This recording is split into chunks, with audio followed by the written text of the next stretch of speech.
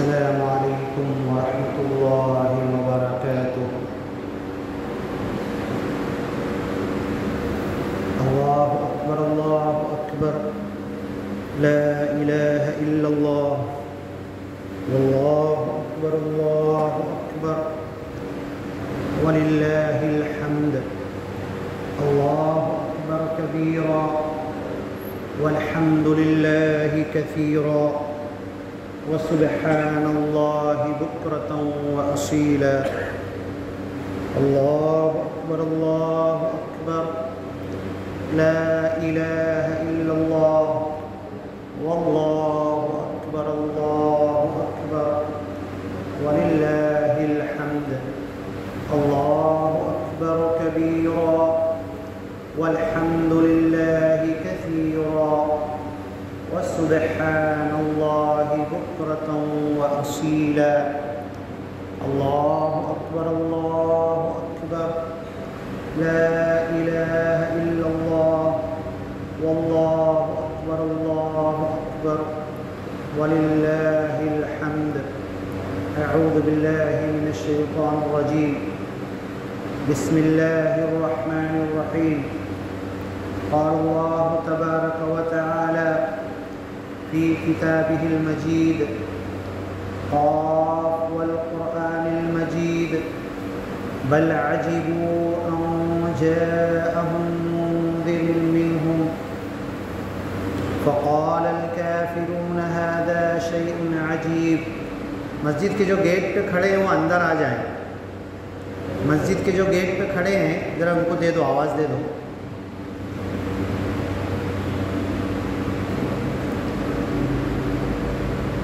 یہ گیٹ پہ جو کھڑے ہیں بات بند کر کے مسجد میں اندر آ جائیں۔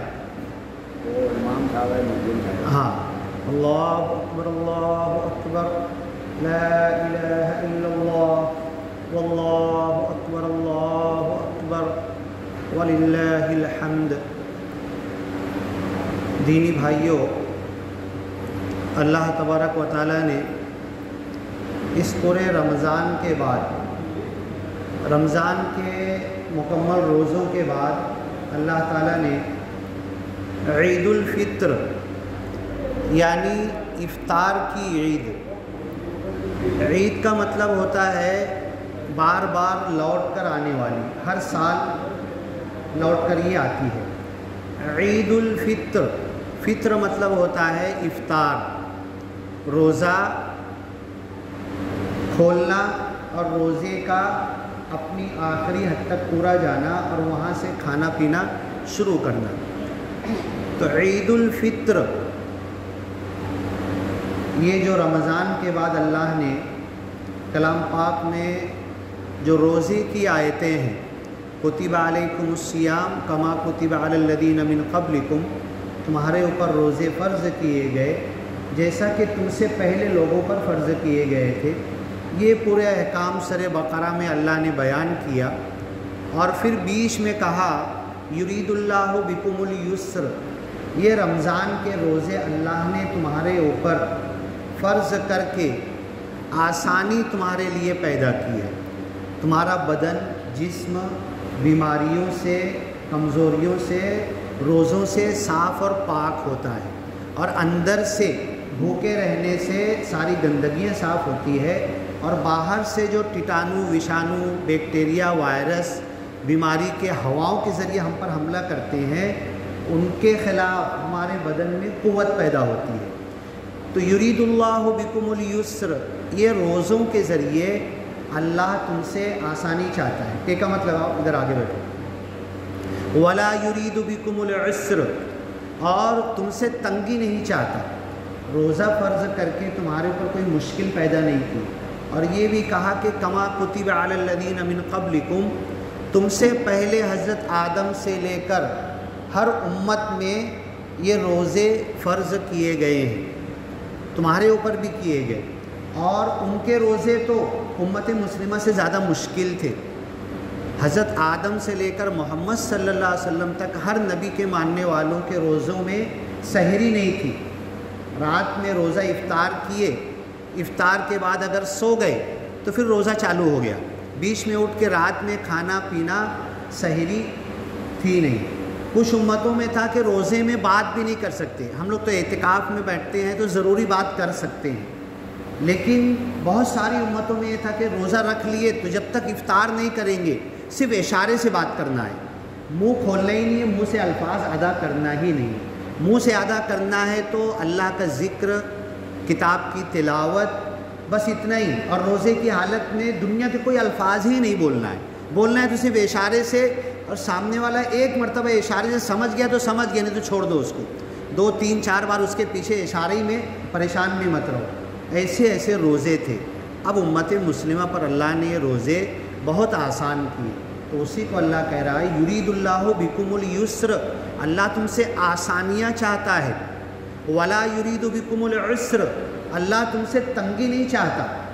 ولتکملوا العدہ, اور تمہارے اوپر یہ فرض ہے کہ تم اس گنتی کو جو 29 یا 30 دن کی ہے, اس گنتی کو بہرحال کسی بھی انداز میں پورا کرنا ہے. اور پہلی فرصت میں, اب سفر پر چھوٹ ہے, مریض ایسا مریض ہو کہ سحری سے لے کے افطار تک کے مر جائے گا, بھوکا رہے گا, تو سمجھ رہے, یہ چھوٹے موٹے مرض مراد نہیں ہے. بہانہ لے کے ہم روزہ چھوڑ نہیں سکتے, اور اگر بہانہ لے کے روزہ چھوڑے بھی ہیں بیماری کا تو بعد میں تو رکھنا ہے, اور مشکل ہے. پھر پہلی فرصت میں رکھنا ہے, دوسرا رمضان آنے سے پہلے. تو یہ اللہ نے ہم سے آسانی چاہا, تم گنتی پوری کرو. وَلِتُكْمِلُوا الْعِدَّةَ, جو گنتی اللہ نے تم کو 29 یا 30 کی دی ہے یہ تمہیں پوری کرنا ہے.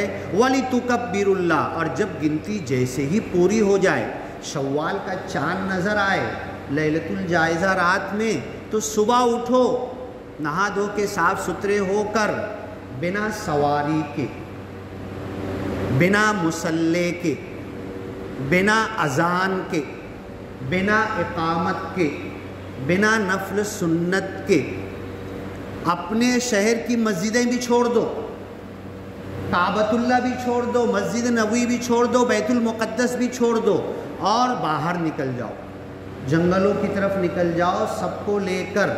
اور صحابہ کرام اہتمام اتنا کرتے تھے.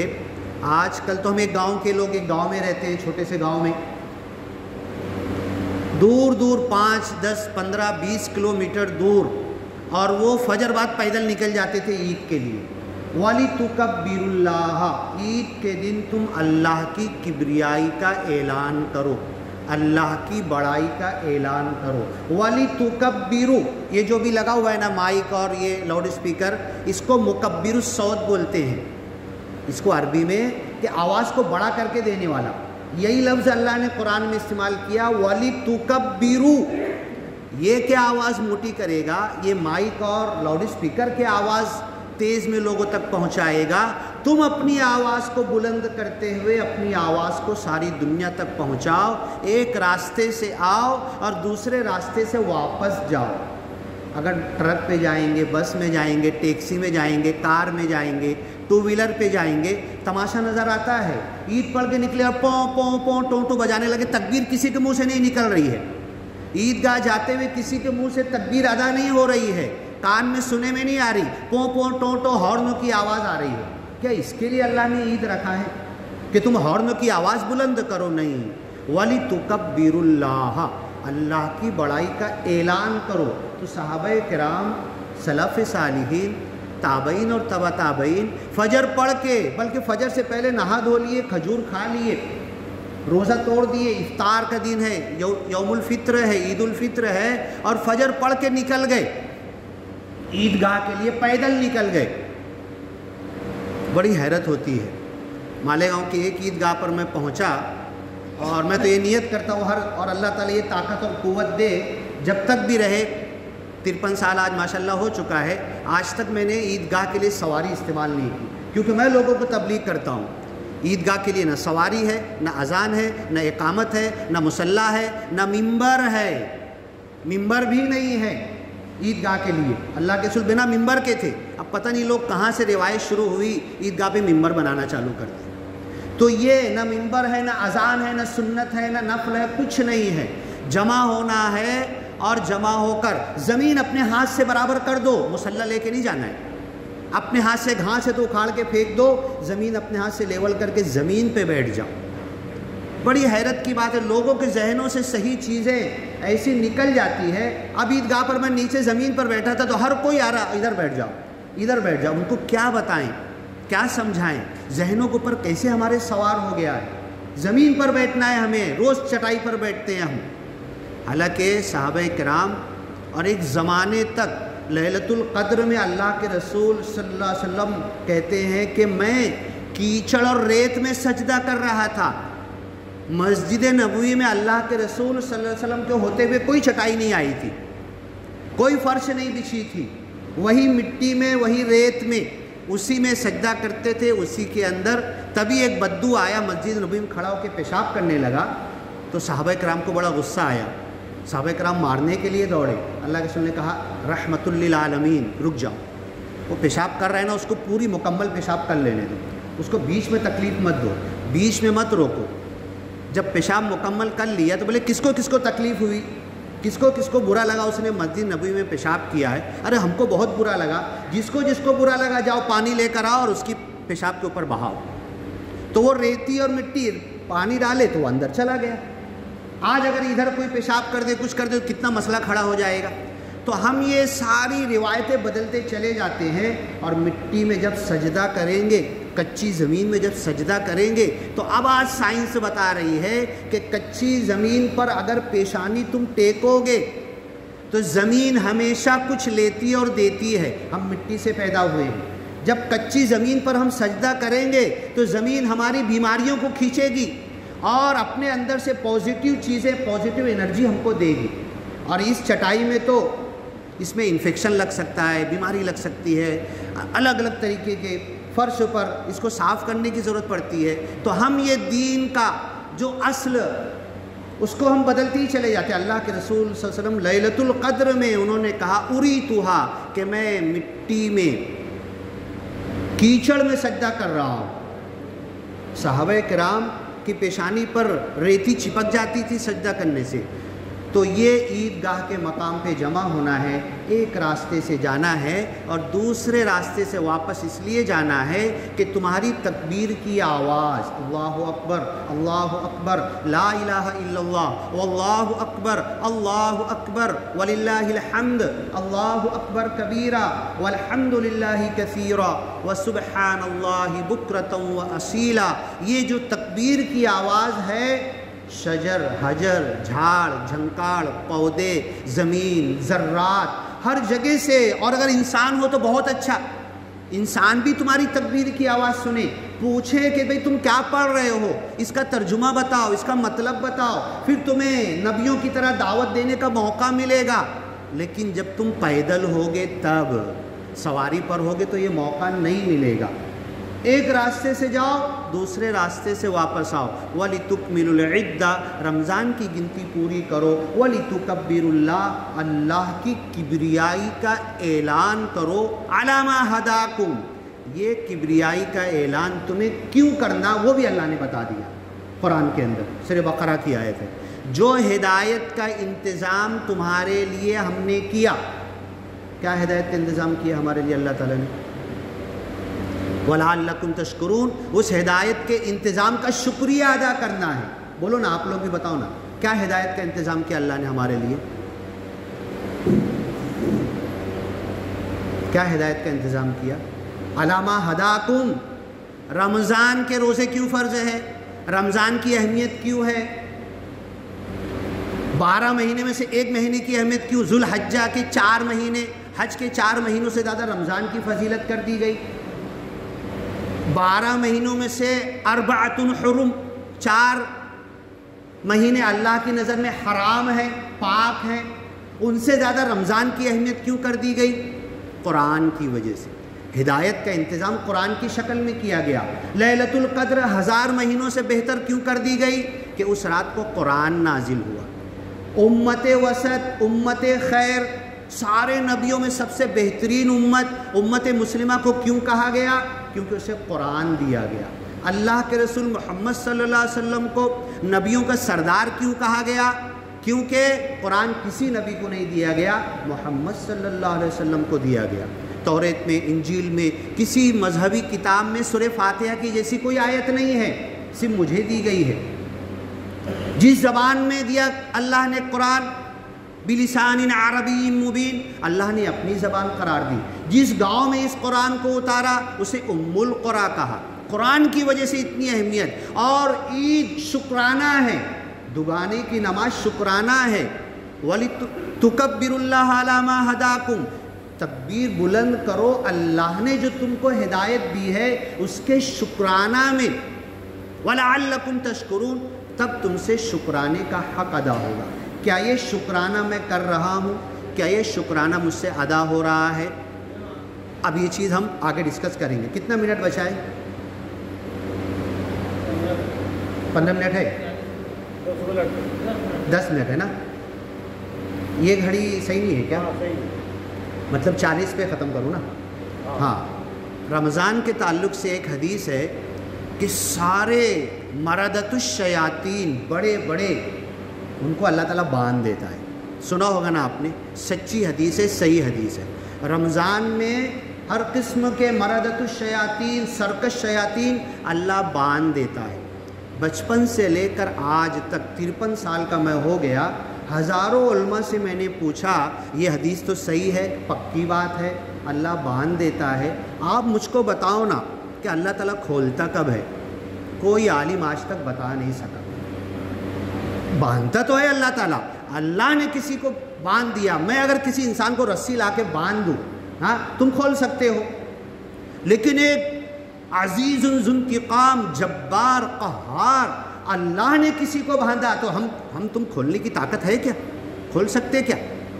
اللہ نے باندھا۔ اور کسی حدیث میں، کسی آیت میں کہیں نہیں ملے گا، آپ بھی پوچھ لینا علماء سے، یہ اللہ تعالیٰ کھولتا کب ہے؟ عید کی صبح کھول دیتا ہے کیا کہ جاؤ میرے بندوں کو بہکاؤ؟ ہاں نہیں، اللہ تو کب بھی نہیں کھولے گا شیطان کو۔ کھولتا کون ہے؟ یہ ہمارا عمل، ہماری نیت، ہمارا ارادہ، برائی کا ارادہ، دل کے اندر شیطان کا بہکاوا، اس چیزوں نے شیطان کو کھول دیتے ہیں۔ اگر رمضان کی طرح تقوی، لعلکم تتقون، تمہارے اندر تقوی پیدا ہو، اور جب پوری روزے کی آیت سورہ بقرہ میں نیچے ختم ہوئی، وَتُدْلُوا بِهَا إِلَى الْحُكَّامِ لِتَأْكُلُوا فَرِيقًا مِّنْ أَمْوَالِ النَّاسِ بِالْإِثْمِ وَأَنْتُمْ تَعْلَمُونَ، وہاں پر ہے لَعَلَّهُمْ يَتَّقُونَ۔ روزہ شروع ہونے کی آیت کتب علیکم الصیام، روزہ فرض کیا گیا تو تقوی پیدا ہو۔ اب لاسٹ میں اللہ کہتا ہے ہو سکتا ہے 29-30 دنوں میں تقوی تمہارے اندر پیدا ہوا۔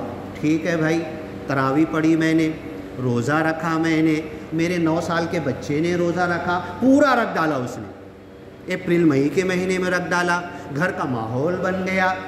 ہاں، مغرب کے ٹائم پورا گاؤں سنسان نظر آنے لگا، افطار کے لیے گاؤں سنسان ہو گیا۔ 5 نمازوں میں سنسان کیوں نہیں ہوتا؟ ٹھیک ہے ہم نے سب کچھ کیا، ختم قرآن، تراویح وغیرہ وغیرہ، جتنی عبادتیں کی، لیکن رمضان ختم ہوتے ہی کھلے سانڈ بنے کیسے ہم کو کھولا کس نے؟ یہ تقوی کے دائرے سے باہر آئے کیسے؟ تقوی سے باہر نکلے کیسے؟ مسجدیں خالی ہوئی کیسے؟ جو اذان دی جا رہی اب وہ کیا میرے لیے نہیں ہے؟ حی علی الصلاۃ میرے کان میں آواز آ رہی، میں نماز کی طرف کیوں نہیں جا رہا؟ حی علی الفلاح تو جو کر رہا اس میں کامیابی نہیں، میں تیرے کو کامیابی کی طرف بلا رہا، میں اس کو چھوڑ کر کامیابی کی طرف جا رہا۔ میرے تقوی، میرا پیٹرول ختم ہو گیا، رمضانی میں ختم ہو گیا۔ عید کا چاند دکھتے ہی سے میرا رمضان کا پیٹرول ختم، گاڑی رک گئی، سال بھر پنچر پڑی رہے گی، ہاں زنگ لگے گا، دھمک لگے گا، ٹائر ٹیوب سب خراب ہو جائے گا۔ یہ کیسے ہوا؟ ایسا تقوی پیدا ہوا۔ اتنا پیٹرول ہم نے رمضان میں بھرا کہ شوال کی عید کے دن بھی نہیں چل سکا، عید کی باسی کو بھی نہیں، عید کی فجر میں بھی نہیں کام آیا ہمارا پیٹرول۔ عید کی دگانے سے پہلے فجر میں بھی ہم کو نہیں اٹھا سکا ہمارا تقوی۔ یہ رمضان نے ہمیں دیا کیا؟ اب ایک دوسری حدیث اللہ کے رسول بتا رہا ہوں، شیطان کو کھولتا کون ہے؟ اللہ نہیں کھولتا، اللہ سال بھر بندھا رہنے دے گا شیطان کو، رمضان کی طرح بندھا رہے گا۔ کھولتا کون ہے؟ اس سے پہلے ایک حدیث بتا دوں، اللہ کے رسول صلی اللہ علیہ وسلم نے کہا کچھ لوگ ایسے ہیں جن کو رمضان میں بھوک اور پیاس کے علاوہ کچھ نہیں ملا. کچھ لوگ ایسے ہیں جن کو اللہ کے سامنے کھڑے ہو کر قرآن سننے میں تھکن کے علاوہ کچھ نہیں ملا. یا اللہ میں وہ مردود تو نہیں ہوں، ہاں میں وہ مردود تو نہیں ہوں، میری عید کی فجر ہی چھوٹ گئی میری، اور عید کے دن جب نکلا بیوی بچے گھر بار. ہاں مجھے یاد ہے مالیگاؤں کی لشکر کی عیدگاہ میں ہاں نماز چل رہی ہے، ایک آدمی پیچھے دھپ سے گر گیا. گرنے کے بعد اٹھنا تو چاہیے، اس کو بیدار تو ہونا چاہیے، گر کے سو رہا ہے. کیوں؟ یہ کیوں ہوا؟ آخری عشرے میں جو اتنی اہمیت والا عشرہ ہے، اللہ کی طرف لو لگانا ہے، 5 طاق راتیں ہیں، ایک لیلۃ القدر کو تلاش کرنا ہے. وہ تو ہماری مارکیٹ میں گزر رہی ہے، دکاندار کی گرہکی کرتے ہوئے، خریدار اور خریداری کرتے ہوئے، اور 10-15% تو بیکار کے بس گردی میں ایسے ہی گھوم رہے ہیں، دھکم دھکی کے لیے گھوم رہے ہیں. یہ بھی ہمارا المیہ ہے، قبول کرنا پڑے گا ہمیں. رمضان کے آخری عشرے میں ناخدا محلہ بمبئی چلے جاؤ، ہاں گوونڈی بھیونڈی حیدرآباد چار مینار کہیں بھی تم چلے جاؤ، چلو تم کو ضرورت ہے، تم خریدنے کے لیے گئے، آدھی بھیڑ دھکم دھکے کے لیے جاتی ہے، کچھ خریدنا نہیں ہوتا اس کو. یہ لیلۃ القدر کی ہم نے قدر کی. اسی لیے اللہ کے رسول صلی اللہ علیہ وسلم آئے تھے منبر پر بیٹھے کھڑے ہوئے، رمضان میں آخری عشرے میں آئے، اور میں تم کو لیلۃ القدر بتانے آیا ہوں. دیکھیں مسجد کے باہر جھگڑا ہو رہا تھا، کیا ہوا؟ یہ ہوا ان کا جھگڑا سلجھائے اور آ کے کھڑے ہوئے. یہ امت کو نہ بتاؤ مت، کتنی بھی خیر کی بات انہیں بتا دیں گے نا، یہ اس خیر کی رات اگر اللہ کے رسول بتا دیتے آج کی رات ہے اور ہم مردود پنا کرتے اس کے اندر، دھکم دھکی کرتے بازاروں میں رمضان کے آخری عشروں میں، تب تو اللہ اس وہیں پر زمین میں دھسا دیتا ہمیں، تب تو ایسی پکڑ کرتا. تو اللہ کے رسول نے کہا اس امت کو بتاؤ مت، اس کو 5 کے اندر گھما دو، جاؤ 5 میں سے ڈھونڈو. اللہ کے رسول نے کہا فَتَلَاحَ رَجُلَيْنِ مِنَ الْمُسْلِمِينَ، 2 مسلمان جھگڑا کر رہے تھے. کیا ہوا؟ ایسا ہوا، ہاں چل ٹھیک ہے، یہ ہاں نہیں چپ، ہاں ایسا یہ وہ، ان کا جھگڑا سالو کرائے. آپ صلی اللہ علیہ وسلم رحمت للعالمین کسی بھی خیر کی بات بتانے میں کوئی کنجوسی نہیں. وَمَا هُوَ عَلَى الْغَيْبِ بِضَنِينٍ، کوئی غیب کی چھپی بات جو اللہ نے آپ کو بتا دی ہو امت کو فوراً بتاتے تھے آپ. لیلۃ القدر اللہ نے بتا دیا، آپ بتانے کے لیے آئے، 1 رات میں 1000 رات کا، لیکن آپ کو پتا تھا یہ اس رات کو بھی بازاروں میں گھومیں گے، مسجدوں میں نہیں آئیں گے. اور شب قدر کو بھی وہی کر رہے. شب قدر اور شب برات جو آتی ہے 15 شعبان کی، صرف اور صرف گھومتے ہیں. رات بھر جاگنا ہے، ٹھیک ہے جاگے تم، صرف گھوم رہے یہاں سے وہاں. ارے کائے کے لیے جاگنا ہے؟ تو اللہ کے رسول نے کہا کہ جاؤ اب 5 راتوں میں تلاش کرو. تو کچھ ایسے ہیں جن کو بھوک اور پیاس کے علاوہ کچھ نہیں ملا. ارے میں تو نہیں ہوں کہ 30 روزہ تو رکھا، بھوک اور پیاس کے علاوہ کچھ ملا ہی نہیں مجھے. کچھ ایسے ہیں کھڑے پورا قرآن سن ڈالے، تھکن کے علاوہ کچھ نہیں ملا. وہ مردود میں تو نہیں ہوں. کیوں؟ کہ عید کے دن ہی پیٹرول ختم ہو گیا گاڑی کا، تقوی کا پیٹرول ہی ختم ہو گیا، ساری مسجدیں ویران ہو گئی. دیکھ لینا آپ 5 نمازوں کا حال دیکھ لینا. ورنہ یہ 1 مہینہ 11 مہینے کے لیے ہمیں ٹریننگ اور پیٹرول دینا چاہیے. 1 مہینے میں جو تم کیے تھے 11 مہینہ باقی، اس کا اثر دکھنا تو چاہیے. 11 مہینے کے اندر اگر نہیں دکھا تو تمہارے قبول ہونے کا سمجھ لو. ایک صحابی نے اللہ کے رسول سے پوچھا، بس ختم کر رہا ہوں، میں حج اتنی لمبے دور سے آیا، بلکہ ایک صحابی نے تو ماں باپ کو ٹوکری میں کاوڑ بولتے ہیں بنا کے ادھر ماں کو بٹھا ادھر باپ کو کندھے پہ رکھ کے کہاں سے لایا، اور اللہ کے رسول صلی اللہ علیہ وسلم کے سامنے جا کے بہت کہ بس کتنی اب تعریف کریں گے میری، اور ابھی ایسی واپس بھی جاؤں گا. تو اللہ کے رسول صلی اللہ علیہ وسلم نے 2 جواب دیا کہ تیری ماں نے جو تجھ کو دودھ پلایا ہے نا، تیرے باپ نے جو اپنی محنت کی کمائی تیرے اوپر خرچ کی ہے نا، 1 ٹکا بھی تو نے حق ادا نہیں کیا ہے. اور دوسری بات یہ کہ تیرا حج قبول ہوا کہ نہیں، یہ ماں باپ کو اٹھا کے لایا، اس کی پہچان میں بتاتا ہوں.